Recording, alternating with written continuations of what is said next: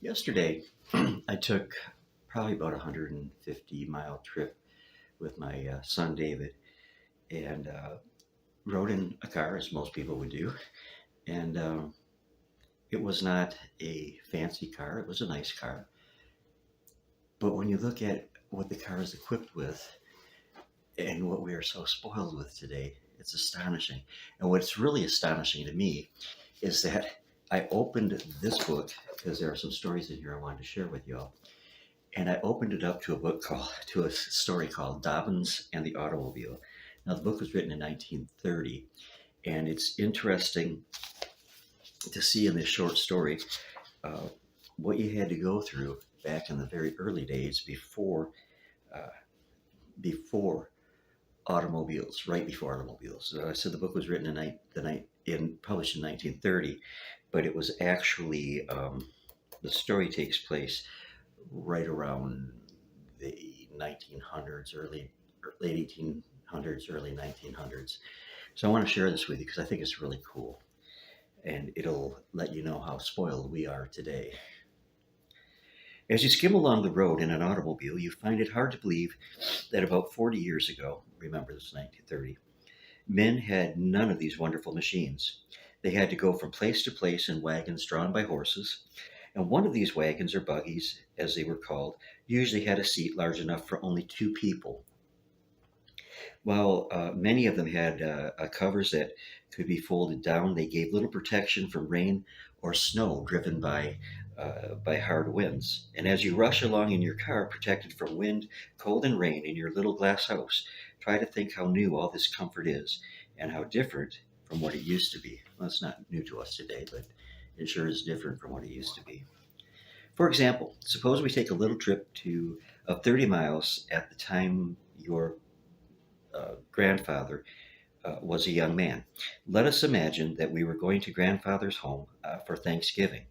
First, we must be sure that old Dobbin, the horse, has had his breakfast of hay and oats.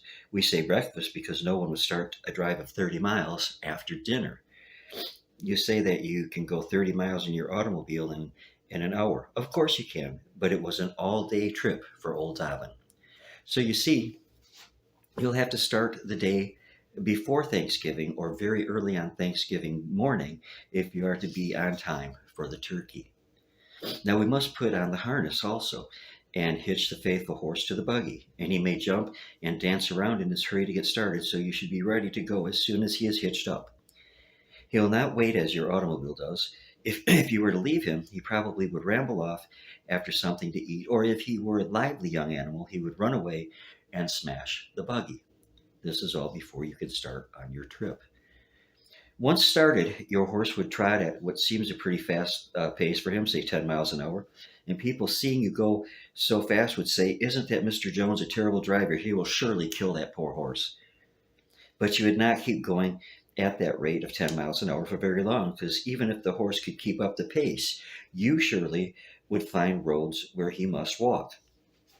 Thanksgiving comes late in the fall, and there would be great stretches where the mud was from 3 to 10 inches deep. The wheels would throw perfect sprays of mud over you, the buggy, and Mr. Dobbin if you tried to drive too fast. And of course, it would be very hard for him to trot if his hoofs were sinking into the mud at every step. Then, too, he would have to walk up the hills or he would soon tire out. And if he did not walk down the steep hills, he would stumble and wreck the buggy, so he had to go slow. Your horse, your horse might go 5 or 6 miles or even more the first hour, but few horses could make 30 miles in 5 or 6 hours. Probably it would take a good part of the day for the trip, and when you reached grandfather's, you would be uh, tired, and so would Dobbin. Now he must be unhitched and unharnessed, rubbed down and blanketed before you could even run to the outhouse to use it. You must not feed and water him at once because he would be too warm, but after an hour or so, you must go back to give him water, hay, and grain. Before going to bed at night, your father or someone else must go to the barn and put plenty of straw in the stall for Dobbin's bed and see to it that he's all right. In the morning, too, he must be fed and watered. Then you must use a curry comb and brush to clean him off. Before starting, he would have to put the harness and hitch him to the buggy again. So you see, we have a pretty easy time of it now, and they did in 1930 when this was published, but not as easy as we have it now. Your father runs the car out of the garage, and it never thinks of galloping away until you're all ready. And then he pushes the starter, and buzz goes the engine. He throws it in gear, and you drive merrily along at 30, 40, or even 50 miles an hour, um, uphill or down to your journey's end. You can forget all about the weather. If it rains, you put up the curtains or the windows, so you are at grandfather's. Soon you are at grandfather's. And when you reach grandfather's, your father does not have to think about his car again.